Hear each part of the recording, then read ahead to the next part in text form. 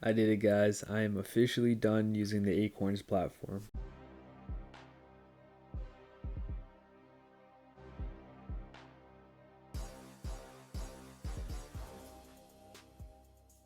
What's going on, you guys, and welcome back to the Aray Show. So, as you guys see my intro, I'm officially done using the Acorns platform, and I'm not gonna lie, it's been a good time using the Acorns platform. But in this video, we're gonna be talking about why I decided to transition out of Acorns and what I would recommend doing if you're a new investor or if you're a more experienced investor. And just to kind of show you guys, this is the withdrawal of all my money, and I'll also go over the performance of my portfolio and how it did in the time that I had Acorns. With that out of the way, let's get right into this video.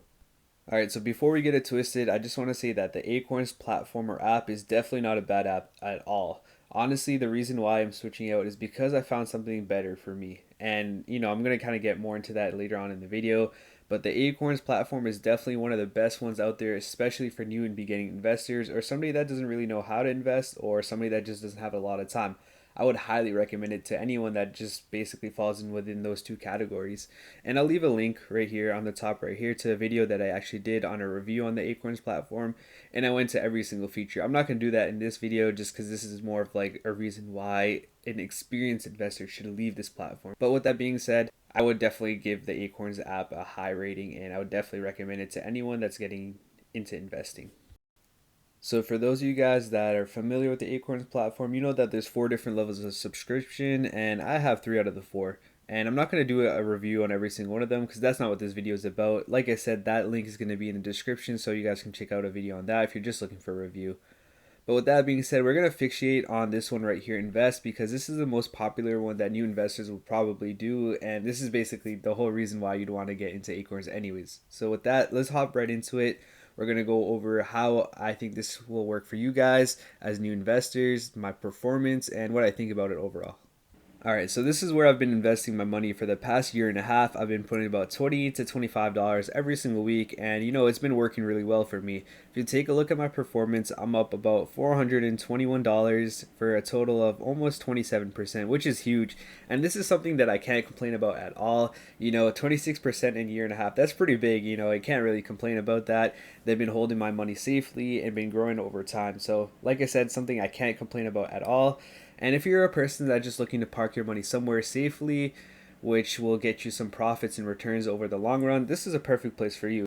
And even though that this profit right here is huge and the return is nice, there are a few things that don't sit right with me with the Acorns platform. And that first thing that I'm going to be talking about is the lack of control. So you guys can see that my portfolio type right here is aggressive. And honestly, I've been aggressive since the day I joined this platform, and these are the stocks that it's currently in. But what I'm talking about when I say the lack of control is some of these stocks didn't used to be here before. I remember that their VNQ used to be under here and a few others. But what Acorns did is they ended up selling my shares on those ones, those stocks that I used to have, and putting it into these. And honestly, if one's going to return a better percentage than some of the other ones, then I wouldn't complain. But because they sold my shares, this created a taxable event. And that taxable event basically means that I have to pay taxes on my profits or my capital gains. And that's something that I have zero control over. If they really wanted, they could buy and sell things like crazy every single day, which, they probably won't ever do. But just because that one incident happened, now I have to pay capital gains tax. And I believe it was in the short term too. So those taxes are going to be even higher. So, I don't want to go too crazy on the taxes or anything like that, but that's just something that kind of bugged me that, I had no control over or say of whether to change my portfolio or not, and it was all them doing it. And honestly, it's not a big issue or anything like that, but just knowing the fact that they can do whatever they want, whenever they want, just kind of doesn't sit right with me. And, honestly, I do trust them with my money, and, they've given me great returns over the long run. But just them giving all that power and me having no control is something that I would definitely consider a big con with this platform. So the second reason why I'm deciding to leave this platform is because of the subscription fees. And if you guys remember, I'm subscribed to 3 out of the 4 the things that are available on this platform, and that costs $3 every single month. And that's a pretty deep fee considering, I could just recreate the same exact portfolio that they have and, make it in M1 Finance, and it would be the same exact return. That's kind of like a finesse way to do it, but, I'm not going to do that. But, with that being said, $3 every single month is kind of a force. And if you look at my performance, this is without the fees. And to kind of see with the fees, you can see that I'm missing about, let's take a closer look, about $8, I think it is, about $8. And honestly, that's not like a crazy amount. It's not gonna make me lose so much money, but at the same time, it's gonna cut into the profits, and it's not something that, it's not really a way to maximize your profits. And at the same time, I also got a few people to join this platform. So Acorns gives you $5 for every single person you invite. So this $8 would be a lot larger than it is, just because I've invited a few of my friends or a few of you guys. So thank you guys for that, by the way. But just with that being said, these fees are kind of a force and something that I don't really want to go out of my way to pay for. Nonetheless, this is a great platform, and I don't mind paying them at all at the time, especially because I was making a good amount of profit. But the fees, man, the fees. I will say one thing in Acorn's defense, and that's that they give you plenty of opportunity to make more money. For example, we talked about the referrals, how I got 3 people to sign up. That's $15 right here. And on top of that, they send tons of emails out, and they do a lot of promotions. For example, they had one recently, is get like 3 people to sign up, get $250. 4 people to sign up, get $400. Crazy things like that, which is really cool. If only I knew that many people. And they also have this feature right here, found money, which basically, if you shop at their partnered up places, you get a certain amount of cash back. So let's take a look to see if I have any. So I bought some things from eBay, got back 12 cents. Let's see if I have any others. They also have dividends, which are really cool. And right here, American Eagle got back $1.35. And they have tons of opportunity. Like, I remember doing one sign up for Disney Plus. They gave me like $10 for that, which was probably the majority of my found money. But they definitely give you tons of ways to kind of bypass the fees that you have to pay, which is really cool and great of them to do that. And they're a great platform. They give you tons of opportunity. So shout out to them for that. But there is one thing that they can't really make up, and that's opportunity cost. So what do I mean by opportunity cost? Well, if I had the same exact money, I believe that I could have made more money elsewhere. And let's take a look at the S&P 500 over the past year. So you can see it's up about 20.5%, which pretty much aligns with how my Acorns have performed for me in the last year and a half. So it's about the same. But then you've also got to remember I have to pay fees, but then I also get dividends reinvested plus those referrals. So let's just say it balances out. So it's on par with the S&P 500, which isn't a bad thing at all. But let's just say that I invested more into speculative plays like penny stocks or Bitcoin, for example. I would have made a lot more money possibly. But we're not going to go down that road, especially because Acorns isn't designed to be a high growth company right away. It's designed for long term compound growth over the long run. So that's kind of where I kind of draw that line.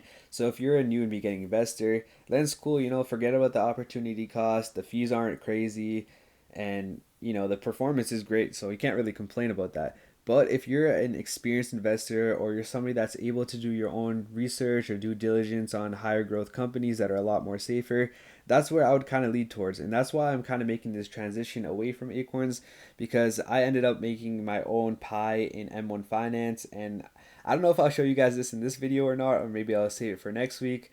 Yeah, so never mind. I bit the bullet. I had to show you guys. So I made my own growth portfolio right here in M1 Finance, where I'm hoping that these stocks that I individually hand selected will outperform what Acorns would have performed for me. So, this is an experiment. We're going to see if I'm going to be able to do it or not. It's something kind of fun. But, I have 100% confidence in the stocks that I selected, that they will be able to outperform not only the S&P 500, but also the Acorns portfolio. So, we're going to see that. And man, I don't know if I want to show you guys what's in here right now, or if I'll save it for next week. So if you guys know, I have that link in the bio. So, if you guys really want to see it now or wait till next week or the week after, then you guys can check that out. But yeah, you're limited to so much on Acorns that, you have no lack of control. The opportunity cost isn't there. You don't get to pick what stocks you want. You don't get to pick when you want to buy or sell. And for those reasons, that's why I'm deciding to go with this portfolio. And hopefully it will do better than the Acorns portfolio. And that's pretty much it for the reason why I'm transitioning out of Acorns. So I'm currently in the process of transitioning out of Acorns. They have this crazy ecosystem right here where basically I'm not able to transfer my Roth IRA right here to another platform until this reaches $1,000. Plus I have a bank account with them. So once I get that cleared out, I will be transitioning out. And like I said, guys, don't get twisted. Just because I'm leaving Acorns doesn't mean it's a bad platform at all. Like I said, new beginning investors or somebody that doesn't have a lot of time, this is perfect for you. It'll keep up with the S&P 500 most likely, and at the same time it might even outperform in the long run, and it has tons of opportunity to make tons of money. So Definitely not bagging on Acorns. Love them as a platform, but I just think that I can do better elsewhere. So with that being said, that's pretty much the reason why I'm leaving the Acorns platform. Hopefully, I'll be able to do better in my growth portfolio, but we'll have to see. I'll let you guys know, keep you guys updated, and you guys let me know if you guys learned anything from this video, if you guys are staying with Acorns, or if you guys are leaving, or if you guys are thinking about getting into Acorns. Let me know, leave a comment. And if you guys got any value, please leave a like, subscribe, or comment. It would mean a lot to me. If you have any questions, you guys can always comment or email me or even DM me on Instagram, whatever works for you guys. With that being said, guys, remember, everybody eats.